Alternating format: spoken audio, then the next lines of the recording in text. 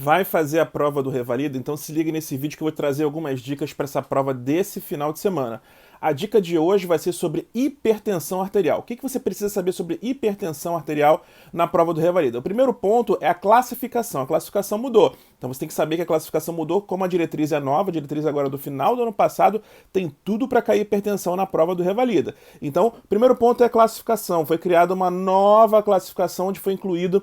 Primeiro, eles encurtaram a questão da pré-hipertensão. A pré-hipertensão antigamente era de 120 a 139. Agora, a pré-hipertensão ela ficou de 130 a 139.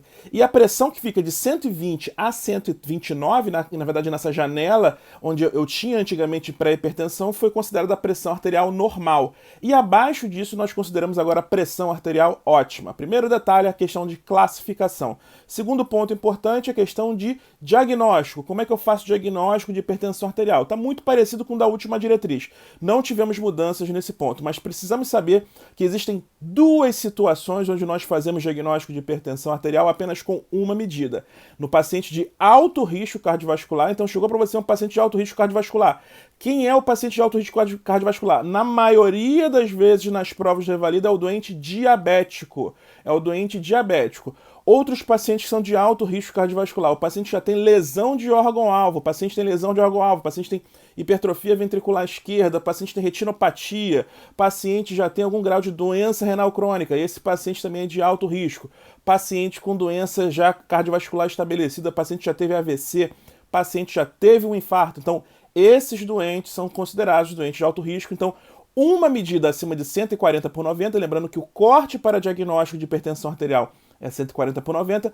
Uma medida acima de 140/90, você já pode dar o diagnóstico de hipertensão arterial para esse paciente. O outro paciente com apenas uma medida que eu consigo fazer o diagnóstico é aquele paciente em estágio 3, pressão arterial acima de 180/110. Então, nesses dois grupos, você faz o diagnóstico de hipertensão arterial apenas com uma medida. Nos outros, você vai necessitar de duas medidas. Em geral, a segunda medida, a gente não gosta de que a segunda medida seja a medida de consultório, porque pode ter aquele famoso efeito do avental branco. Então, a segunda medida ela pode ser feita ou pelo MRPA, ou que é a medida residencial da pressão arterial, você orienta o paciente a medir a pressão ambulatorialmente, ou o paciente faz o mapa. Mas você também pode fazer o diagnóstico com uma segunda medida ambulatorial, mas sempre lembrando que você tem a chance de estar fazendo o diagnóstico de hipertensão do avental branco. Beleza?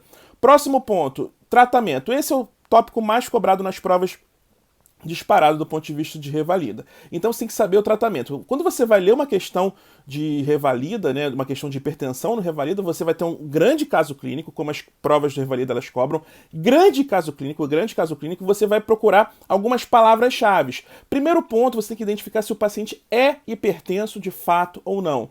Geralmente eles colocam um doente diabético. Você viu a palavra diabetes, um paciente com uma pressão elevada já fez o diagnóstico de hipertensão e de diabetes. Essa dobradinha é a dobradinha preferida nas provas. O segundo ponto que você deve fazer é, a segunda pergunta que você deve fazer é, esse paciente é de alto risco? Já falei para vocês quais são os doentes de alto risco. A terceira pergunta que você deve fazer é, esse paciente tem alguma condição especial?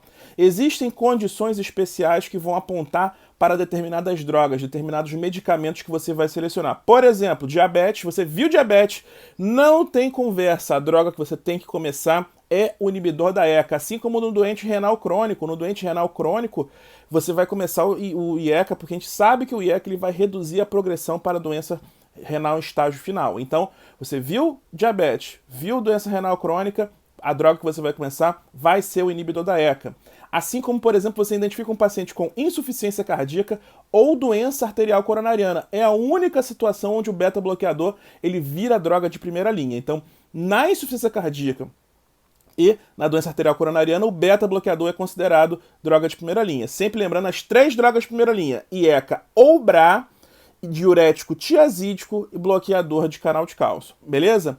Outra situação importante que volta e meia cai nas provas é que aquele paciente tem histórico de gota ou hiperuricemia. A questão está dizendo para você que não dá para utilizar diurético tiazídico. E as duas últimas situações que é importante lembrar é o idoso tem mais hipertensão sistólica isolada e na hipertensão sistólica isolada preferiu os diuréticos e no negro. O negro, as melhores drogas para o negro são os bloqueadores de canal de cálcio e os diuréticos tiazídicos. Então você identifica se tem alguma condição na questão que aponta para uma dessas condições especiais. E por fim, você vai buscar algum efeito colateral, você vai buscar alguma contraindicação, na verdade. Às vezes é um paciente que tem um bloqueio AV de primeiro grau, você não pode utilizar o beta-bloqueador. É um paciente que já tem uma disfunção renal um pouco mais grave, um clearance abaixo de 30, não dá para utilizar o diurético tiazídico. Então você vai buscar na questão alguma situação que te impeça de utilizar aquela droga que você estava pensando em utilizar inicialmente. Mas sempre lembrando, geralmente o IECA não vai faltar, né, a droga que geralmente vai estar prescrita em todos os pacientes com hipertensão arterial.